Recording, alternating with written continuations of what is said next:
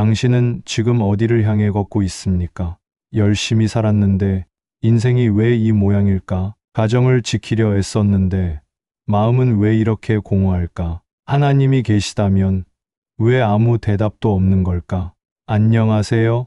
메모리스입니다. 오늘 이 영상은 단순한 설교가 아닙니다. 이건 예수님이 직접 말씀하신 인생의 비밀에 대한 해독입니다. 아마 지금 당신은 겉으론 멀쩡해 보여도 속으론 지치고 버겁고 이젠 그만두고 싶은 마음이 들고 있을지 모릅니다. 그런데 놀라운 건 예수님은 이미 그런 당신을 알고 계셨고 그분의 입에서 나온 단 한마디 말씀이 당신의 인생 전체를 꿰뚫고 다시 살리는 힘이 된다는 것입니다. 예수님은 왜 평범한 사람들 앞에서 비밀을 말했을까? 한번 생각해 보세요. 예수님은 로마 황제 앞이 아니라 낮은 자, 병든 자, 실직한 가장들, 외면당한 어머니들, 버림받은 청소년들 앞에서 하늘나라의 비밀을 꺼내놓으셨습니다. 왜 그랬을까요? 그분이야말로 진짜 인생의 바닥을 살아본 우리들의 마음을 아시기 때문입니다. 그리고 그 바닥에서도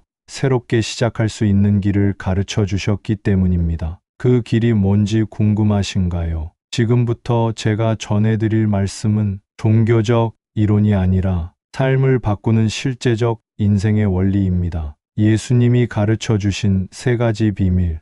그것은 한순간에 당신의 관점을 바꾸고 사람들과의 관계를 회복시키며 무엇보다 당신의 내면을 다시 숨 쉬게 하는 진리입니다. 그 말씀 앞에 오늘 당신의 마음을 열 수 있으시겠습니까? 당신은 지금 선택의 기로에 서 있습니다. 이 영상을 그냥 넘길 수도 있고 끝까지 함께 가볼 수도 있습니다. 하지만 하나 약속드립니다. 이 영상의 마지막까지 함께 하신다면 당신의 인생은 반드시 한 부분에서 깨닫고 돌아서게 될 것입니다. 지금부터 우리는 예수님의 입에서 흘러나온 세 가지 인생의 비밀을 하나씩 파헤쳐 보겠습니다. 자, 시작합니다. 예수님의 첫 번째 비밀. 마음이 가난한 자는 복이 있나니, 심령이 가난한 자는 복이 있나니, 천국이 그들의 것이며. 마태복음 5장 3절. 질문부터 시작합니다. 여러분은 지금 마음이 가난하십니까? 아니면 난 아직 괜찮아, 스스로 할 수 있어 라고 외치고 계십니까? 예수님의 첫 번째 말씀은 산상수훈의 첫머리에서 터져나온 가장 근본적인 비밀입니다. 이 말은 단순한 종교적 표현이 아닙니다. 인생의 태도를 바꾸는 문장입니다. 무릎 꿇지 않던 남자. 인생이 무너지고 나서야 한 남자가 있었습니다. 건설업으로 성공해 가족도 먹여 살리고 교회도 다녔습니다. 겉으로는 복 받은 삶 같았죠. 하지만 그는 하나님 앞에 진짜 무릎 꿇은 적이 없었습니다. 기도는 건성이고 감사는 형식이었습니다. 나는 열심히 했으니까 당연히 잘 돼야지. 그런 마음이 그의 중심이었습니다. 그러던 어느 날 사업이 무너졌습니다. 채무, 친구의 배신, 가족의 원망, 자식의 눈물. 그제야 그는 진짜 가난해졌습니다. 그리고 처음으로 바닥에서 예수님의 이름을 가난한 심령으로 불렀습니다. 그 순간 그의 삶이 바뀌기 시작했습니다. 돈은 여전히 없었지만 마음엔 기적 같은 평안과 방향이 생겼습니다. 심령이 가난하다는 것은 무엇인가? 나는 아무것도 아닙니다. 나는 주님 없이는 살 수 없습니다. 나는 모든 것이 은혜입니다. 이 고백이 나오는 사람, 그 사람이 바로 예수님께서 천국을 맡기신 사람입니다. 예수님이 말한 가난은 지금 가진 게 없다는 뜻이 아니라 내가 하나님 없이는 아무것도 아님을 인정하는 상태입니다. 그리고 놀랍게도 그 순간부터 하늘의 문이 열리기 시작합니다. 당신은 지금 심령이 가난하십니까? 주님 없이는 하루도 살 수 없다는 고백이 당신 입에서 마지막으로 나온 게 언제입니까? 지금도 자존심 때문에 하나님 앞에 엎드리길 꺼려하고 있지는 않습니까? 혹시 교회는 다니지만 예수님이 모르는 삶을 살고 계시진 않습니까? 가난한 자만이 보게 되는 하늘이 있습니다. 예수님은 일부러 첫 번째 비밀로 이것을 말씀하셨습니다. 왜일까요? 왜냐하면 이 문이 열려야 그 다음 단계로 갈 수 있기 때문입니다. 천국은 성경을 많이 아는 자가 아니라 자신이 아무것도 아님을 아는 자에게 열립니다. 함께 고백해 봅시다. 주님, 제 마음이 교만했습니다. 가진 것도 없으면서 여전히 내가 주인인 척 살았습니다. 오늘 이 영상 앞에서 제 마음을 주님 앞에 내려놓습니다. 저를 다시 품어주소서. 예수님의 이름으로 기도드립니다. 아멘. 이제 두 번째 비밀로 넘어갑니다. 다음 비밀은 왜 상처를 주는 사람을 용서해야만 내 삶이 자유로워지는가? 예수님의 충격적인 선언, 그리고 그 안에 숨겨진 놀라운 능력을 함께 살펴보겠습니다. 예수님의 두 번째 비밀, 원수를 사랑하라. 너희가 자유케 되리라. 나는 너희에게 이르노니 너희 원수를 사랑하며 너희를 박해하는 자를 위하여 기도하라. 마태복음 5장 44절. 왜 예수님은 원수를 사랑하라고 하셨을까? 상처를 준 사람을 떠올려 보십시오. 배신했던 친구, 모욕한 가족, 당신을 무너뜨린 사람, 그 사람을 어떻게 사랑합니까? 이 질문 앞에서 많은 사람들이 신앙을 멈춥니다. 그런데도 예수님은 단호하게 말씀하십니다. 너희 원수를 사랑하라. 이 말씀 속에 인생의 두 번째 비밀, 자유의 비밀이 숨어 있습니다. 20년을 미워한 아버지, 용서했더니 한 여성이 있었습니다. 어릴 적 아버지에게 학대를 당했습니다. 늘 술에 취해 욕하고 때리고 외면했습니다. 그녀는 결혼 후에도 마음속에 미움의 독을 안고 살았습니다. 기도할 때마다, 찬양할 때마다 하나님이 그녀 마음에 계속 말씀하셨습니다. 용서해라. 내 아버지를 용서하라. 그녀는 버텼습니다. 하지만 고통은 사라지지 않았습니다. 오히려 몸이 병들기 시작했습니다. 두통, 불면증, 우울증, 그리고 말할 수 없는 공허함. 그러다 어느 날 예배 중 말씀이 심장을 찔렀습니다. 너희가 용서하지 아니하면 너희 아버지께서도 너희를 용서하지 아니하시리라. 그날 그녀는 눈물로 기도하며 아버지를 진심으로 용서했습니다. 그리고 놀랍게도 그날 밤부터 몸이 회복되기 시작했습니다. 자유가 밀려왔고 영혼의 평화가 찾아왔습니다. 왜 원수를 사랑해야 하는가? 용서하지 않으면 당신이 묵힙니다. 미움은 상대방을 벌주는 게 아니라 내 마음을 감옥에 가두는 일입니다. 예수님은 당신을 그렇게 용서하셨습니다. 우리가 원수였을 때 예수님은 먼저 십자가에서 사랑하셨습니다. 용서의 기적은 예수님을 진짜 닮는 첫걸음입니다.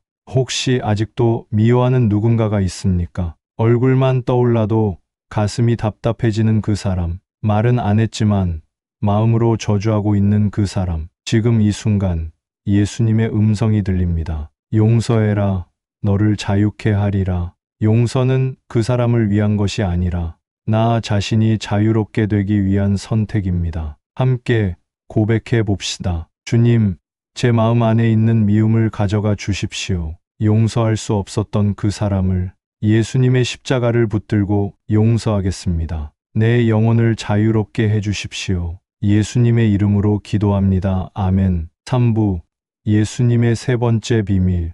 우선순위를 바꾸면 인생이 바뀐다. 너희는 먼저 그의 나라와 그의 의를 구하라. 그리하면 이 모든 것을 너희에게 더하시리라. 마태복음 6장 33절. 당신은 지금 무엇을 가장 먼저 구하고 있습니까? 돈입니까? 건강입니까? 자녀의 성공입니까? 안정된 직장입니까? 예수님은 분명히 말씀하셨습니다. 먼저 구해야 할 것이 따로 있다고. 그것을 구하면 모든 것을 더하시겠다고. 그러면 질문은 하나입니다. 나는 지금 먼저 무엇을 구하며 살고 있는가? 먼저 그의 나라란 무엇인가? 하나님의 뜻이 내 삶에서 이루어지는 것, 내 삶의 중심에 예수님이 왕이 되시는 것, 내가 원하는 것을 내려놓고 하나님이 기뻐하시는 것을 따라 사는 것. 예수님은 순서를 바꾸라고 하셨습니다. 하나님이 먼저가 돼야 합니다. 그런데 세상은 이렇게 말합니다. 내가 먼저, 그래서 불안합니다. 그래서 채워도 채워지지 않습니다. 그래서 무너집니다. 하지만 순서를 바꾸면 하나님이 책임지십니다. 목표를 내려놓았더니 기적이 찾아왔다. 한 남자가 있었습니다. 자신의 회사를 세우는 것이 인생의 꿈이었습니다. 5년 동안 모든 걸 쏟아부었지만 결국 파산했습니다. 그는 말합니다. 하나님은 내 인생의 도움이었지 주인은 아니었습니다. 절망한 그는 작은 교회에서 성경 공부를 시작했습니다. 매일 말씀을 읽고 예배를 드리고 기도하기 시작했습니다. 그리고 어느 날 자신의 기도를 바꿨습니다. 하나님, 제 삶의 주인이 되어 주세요. 저는 따라가겠습니다. 그 후 하나님은 그의 삶을 회복시키셨고 평안과 길을 다시 허락하셨습니다. 지금 그는 사업보다 말씀과 기도가 먼저입니다. 그런데도 모든 필요는 하나님이 채우십니다. 오늘 아침에 눈을 뜨자마자 가장 먼저 한 일은 무엇입니까? 당신의 하루에서 하나님을 위한 시간은 얼마나 있습니까? 하나님의 나라가 당신 삶에서 가장 먼저입니까? 하나님은 오늘 우리에게 묻고 계십니다. 내가 너의 삶의 먼저가 되어도 되겠니? 우리가 먼저 그의 나라를 구할 때 하나님은 우리의 필요를 잊지 않으신다. 주님, 제가 먼저 나를 구했습니다. 이제 순서를 바꿉니다. 먼저 주님의 나라, 주님의 의를 구합니다. 주님이 주인이 되시고 저는 종이 되겠습니다. 내 인생을 책임져 주십시오. 예수님의 이름으로 기도합니다. 아멘. 이제 당신의 인생도 바뀔 수 있습니다. 사랑하는 여러분, 지금까지 예수님이 우리에게 가르쳐 주신 삶의 3가지 비밀 함께 나누었습니다. 말씀은 듣는 것이 아니라 행하는 것이다. 믿음은 귀로 시작하지만 손과 발로 완성됩니다. 용서는 선택이 아니라 자유의 열쇠입니다. 미움은 내 영혼을 묶고 용서는 내 영혼을 풀어줍니다. 우선순위를 바꾸면 하나님이 책임지십니다. 먼저 하나님 나라를 구하면 삶의 모든 퍼즐이 맞춰지기 시작합니다. 여러분, 기억하세요. 예수님은 이론을 가르치신 분이 아닙니다. 예수님은 자신의 삶으로 진리를 보여주신 분입니다. 십자가에서 용서하시고 부활로 희망을 주셨습니다. 그리고 지금 그 예수님이 당신의 삶에 다가오고 계십니다. 이렇게 한번 고백해 보시겠습니까? 예수님, 지금 이 영상을 통해 제 마음을 두드리시는 줄 믿습니다. 이제부터는 듣기만 하지 않고 행하겠습니다. 용서하겠습니다. 먼저 하나님의 뜻을 따르겠습니다. 하나님은 그런 당신을 결코 외면하지 않으십니다. 하나님은 회개하는 마음을 가장 기쁘게 받으시는 분이십니다. 지금이 바로 새로운 시작의 시간입니다. 아직도 늦지 않았습니다. 당신의 인생 오늘부터 새롭게 바뀔 수 있습니다. 왜냐하면 예수님은 지금도 살아계시고 당신의 삶을 바꾸실 수 있는 분이기 때문입니다. 당신은 하나님의 사랑받는 자녀입니다. 포기하지 마십시오. 예수님이 당신과 함께 하십니다. 함께 기도하며 마치겠습니다. 사랑하는 주님, 오늘 이 말씀을 들은 모든 이들의 삶에 말씀의 씨앗이 떨어져 열매 맺게 하소서. 듣는 것으로 끝나지 않게 하시고 살아내는 믿음이 되게 하소서. 상처난 마음에 위로를 주시고 용서하지 못한 마음을 풀어주시고 불안한 미래 속에 하나님의 나라가 먼저 되게 하소서. 예수님의 이름으로 기도합니다. 아멘. 감사합니다.